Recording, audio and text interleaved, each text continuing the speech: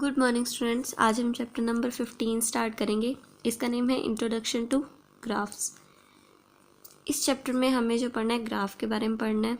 बार graph, pie chart, histogram, line graph, इन सभी के बारे में हम पढ़ेंगे। तो देखो, आज हम इसका कुछ इंट्रोडक्टरी पॉइंट देखते हैं। तो देखो, ये होती है जो वर्टिकल लाइन है, ठीक है। वर्टिकल लाइन को हम बोलते हैं वाई एक्सिस। ये क्या है? वाई एक्सिस है, ठीक है। और इस तरह की जो हॉरिजॉन्टल एक्सिस होगी, ये तो वाई एक्सिस है, और ये जो हॉरिजॉन्टल एक्सिस होती है उसे हम क्या बोलते हैं? एक्स एक्सिस, ठीक है। जब ये एक दूसरे को इंटरसेक्ट करती हैं,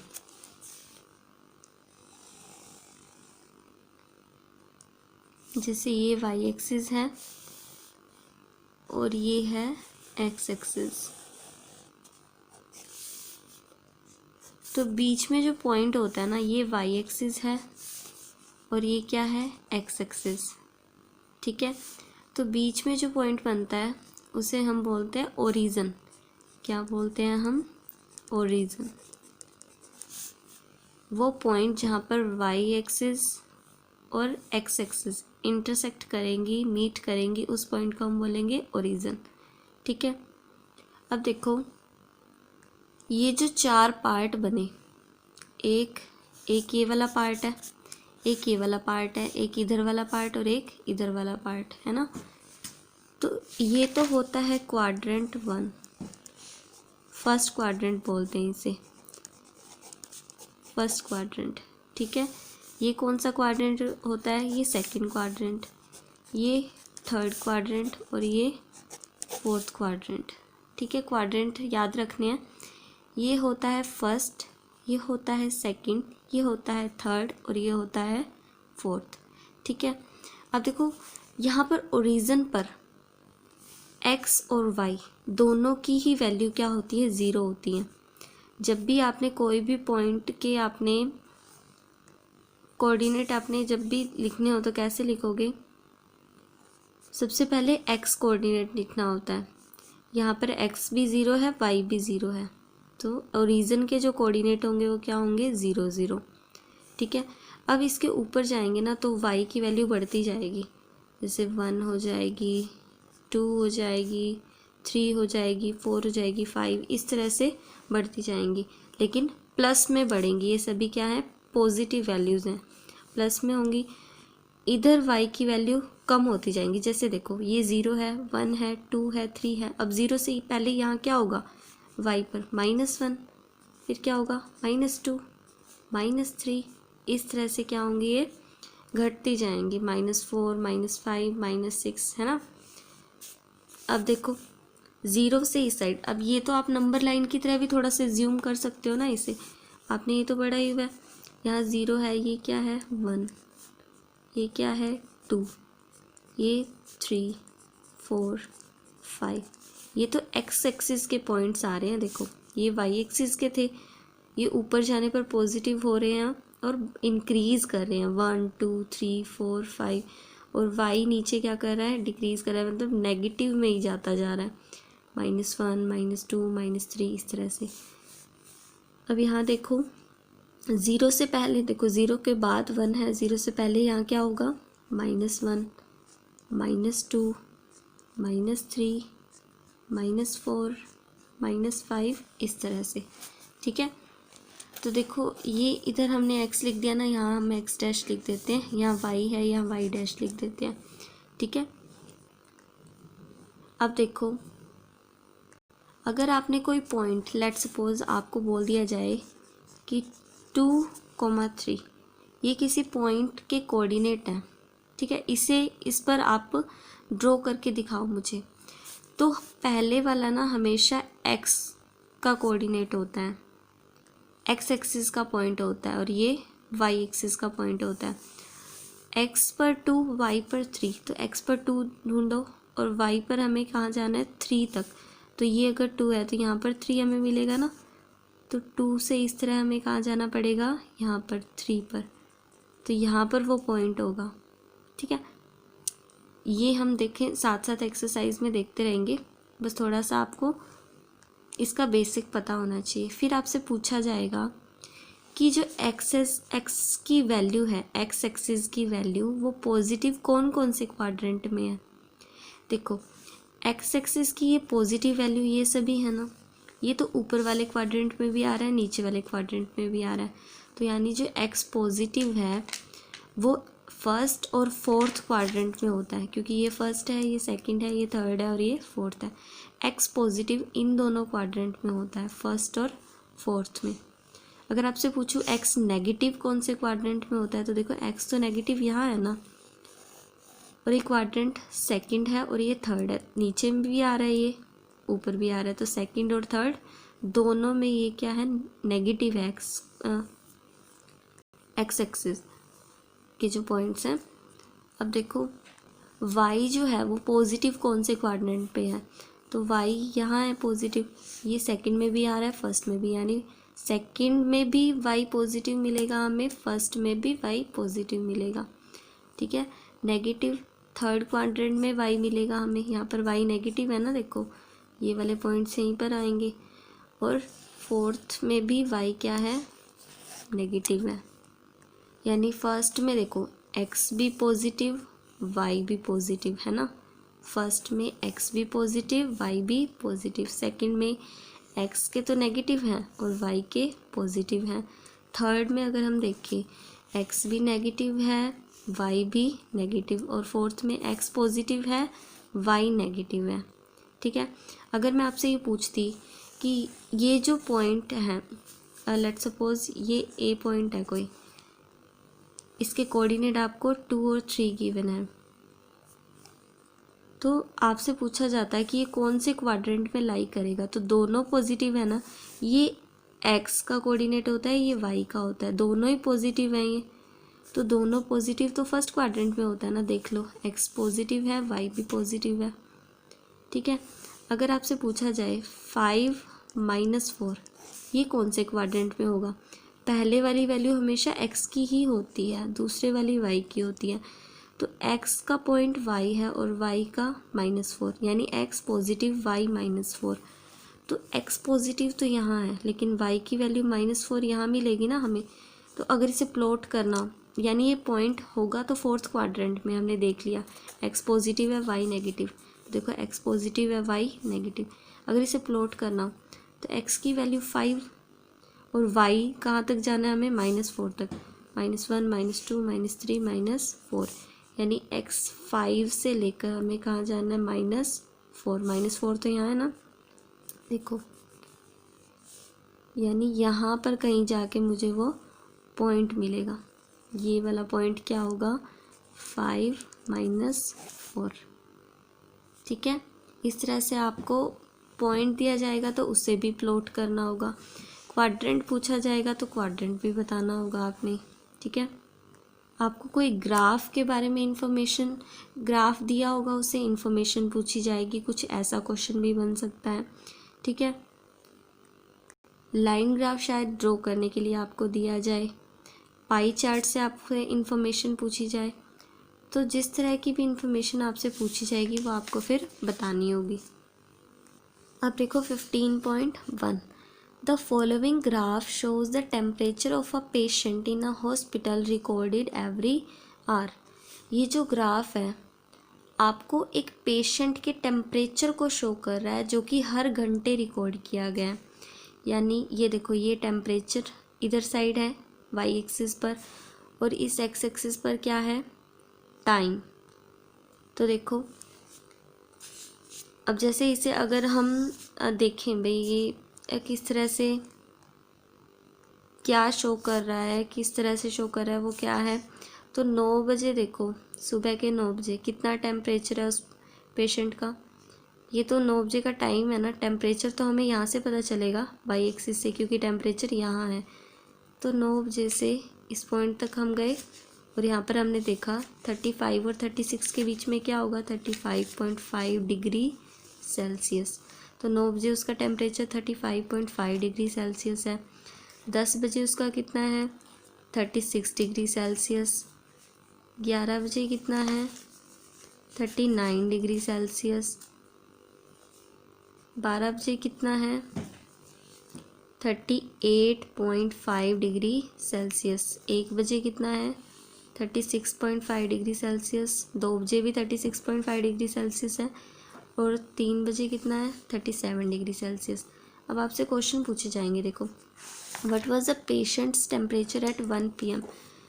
1 PM पर पेशेंट का टेम्परेचर कितना है? देख लो, 36.5 डिग्री सेल्सियस। तो हम यहाँ लिख देते हैं 36.5 डिग्री सेल्सियस, ठीक है। When was the patients temperature 38.5 degree Celsius. When मतलब कब, पेशेंट का टेम्परेचर 38.5 डिग्री सेल्सियस कब था? 38.5 डिग्री सेल्सियस।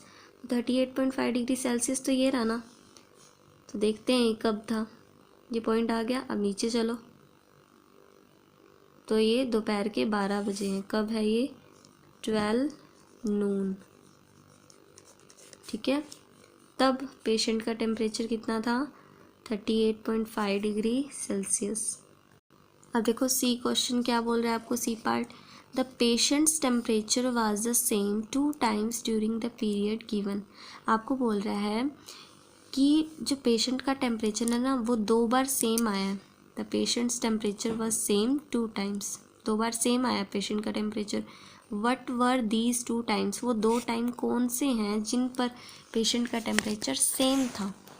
तो देखो, यहाँ पर पेशेंट का टेम्परेचर सेम था, 36.5 डिग्री सेल्सियस ही रहा ना इन दोनों टाइम पर।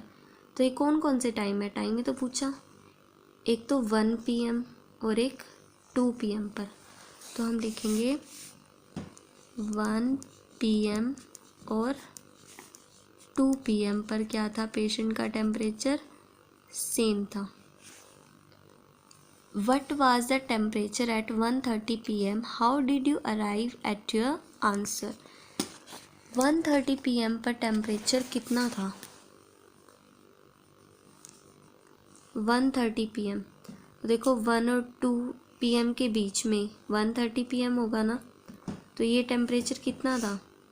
देखो यहीं पर हमें आना पड़ेगा, है ना। तो 1:30 PM पर अगर हम देखें तो 1 PM और 2 PM के बीच में क्या है? 1:30 PM। तो इस लाइन पर हमें ये पॉइंट मिलेगा ना 1:30 पर। तो ये टेम्परेचर कितना है फिर? 36.5 डिग्री सेल्सियस। क्योंकि ये जो लाइन है ना, यही हमें सारी इन्फॉर्मेशन बताएगी। जिस भी टाइम पर आपको टेम्परेचर जानना है, जैसे 11:30 पर अगर आपको जानना होता तो 11 AM और 12 नून के बीच में देखते ना 11:30, तो इस लाइन तक जाना था, ये हमें मिलता ना। तो यहाँ पर हमें फिर टेम्परेचर का पता चल जाता, ठीक है। अब जैसे अगर हमें 11 AM तक जाना होता, 11 AM पर अगर हमें टेम्परेचर का पता करना होता तो इस लाइन के पॉइंट तक ही तो जाना था हमें, ठीक है। तो वैसे ही अगर हमें 1:30 का पता करना है तो इस लाइन के पॉइंट तक जाएंगे, यहाँ तक जाएंगे। और ये कितना टेम्परेचर हुआ फिर? 36.5 डिग्री सेल्सियस। तो इसका आंसर हम क्या लिखेंगे? 36.5 डिग्री सेल्सियस क्या था? 1:30 PM पर टेम्परेचर था। अब आपसे पूछा how did you arrive at your answer. आप अपने आंसर तक पहुँचे कैसे? क्योंकि 1:30 PM आपको ऐसे मार्क करके तो नहीं दिया ना, जैसे कि 1 PM का तो इस तरह से आपको पॉइंट बना कर दिया गया था, 2 PM का भी, लेकिन 1:30 का आपको कैसे पता चला? तो हम कहेंगे कि 1 और 2 जो हैं वो उनके बीच में एक पॉइंट है 1:30। 1:30 जो है 1 PM और 2 PM से इक्वी डिस्टेंट पर है। यानी 1:30 अगर ये है तो इसके और इसके बीच की डिस्टेंस और इसके और इसके बीच की डिस्टेंस क्या है? सेम है ना।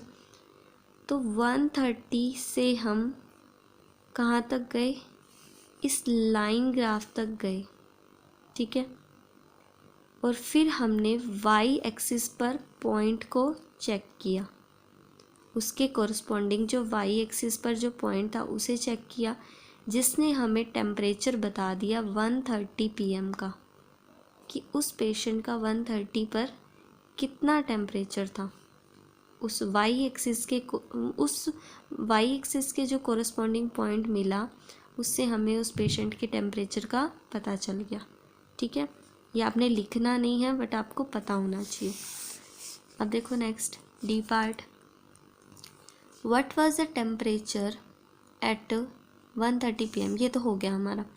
अब देखो E part, during which periods did the patients temperature showed an upward trend, किस पीरियड के दौरान यानी किस टाइम अंतराल में, किस अवधि के दौरान पेशेंट का जो टेम्परेचर था वो एक अपवर्ड ट्रेंड शो कर रहा था, यानी वो बढ़ता ही जा रहा था, अपवर्ड ट्रेंड शो कर रहा था। तो देखते हैं। तो देखो हमने 9 AM से स्टार्ट किया, यहाँ पर भी बढ़ा है ये टेम्परेचर 9 से 10 पर, और 10 से 11 तक भी बढ़ा है, यानी ये 9 और 11 AM का जो बीच का टाइम है ना उसमें टेम्परेचर बढ़ा ही बढ़ा है, घटा नहीं। ठीक है, तो दो तो टाइम हमें यहाँ मिल गए कि 9 से 10 के बीच में बढ़ा एक तो टेम्परेचर, फिर 10 से 11 AM के बीच में बढ़ा टेम्परेचर, फिर यहाँ तो घटा है, यहाँ भी घटा है, यहाँ सेम रहा है, लेकिन यहाँ फिर से हमें एक अपवर्ड ट्रेंड देखने को मिला, फिर से टेम्परेचर बढ़ा हमें। देखो 9 से 10 के बीच में बढ़ा, 10 से 11 के बीच में, और 2 PM से 3 PM के बीच में। ठीक है, तो हम लिखते हैं यहाँ पर, इसका आंसर यहाँ लिखते हैं 9 AM to 10 AM, एक तो यहाँ पर बढ़ा है, फिर 10 AM to 11 AM, यहाँ पर भी टेम्परेचर बढ़ा है, फिर बढ़ा था 2 PM से 3 PM के बीच में भी टेम्परेचर का जो ट्रेंड है वो कैसा रहा था, अपवर्ड ही रहा था। अब नेक्स्ट देखो second sum, the following line graph shows the yearly sales figures for the manufacturing company. ये जो ग्राफ है लाइन ग्राफ, ये आपको क्या शो कर रहा है, ये शो कर रहा है आपको कोई एक मैन्युफैक्चरिंग कंपनी है जो कुछ भी प्रोडक्ट बना रही है, उसकी साल भर की सेल्स की फिगर्स हैं वो। ठीक है, ये 2002 की सेल्स की फिगर्स हैं। जैसे 2002 का अगर हमें चेक करना है तो इस पॉइंट तक जाएंगे, वाई एक्सिस पर सेल है, तो ये इससे तो हमें सेल वो जो उस साल का पता चल गया, वही 2002 के बारे में। फिर अगर हमें सेल का पता करना है तो वाई एक्सिस तक जाना तो पड़ेगा ना हमें, इस तरह से। तो इस पॉइंट तक जाओ, फिर यहाँ पर जाओ, ये 4 क्या 4, ये कह रहा है ये सेल है इन रुपीज़ करोड़, तो 4 करोड़ की सेल हुई है 2002 में। 2003 में कितने की हुई है, 6 और 8 के बीच में 7 करोड़ की। 2004 में कितने की हुई है, 6 करोड़ की।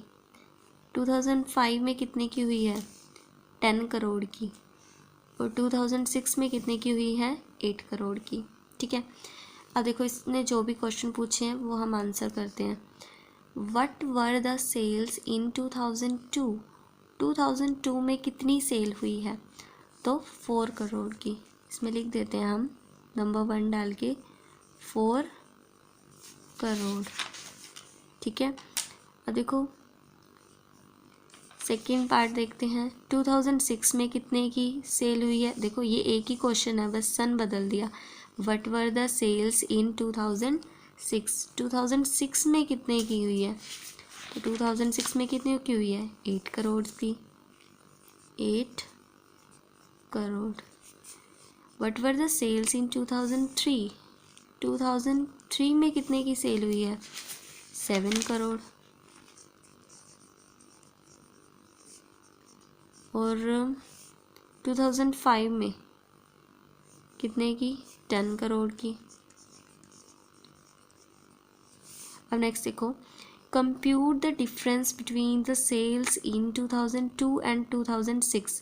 डिफरेंस निकालना है, जो 2002 और 2006 की जो सेल्स है उनके बीच में, तो 2002 की सेल 4 करोड़ और 2006 की 2006 की सेल कितनी है 8 करोड़।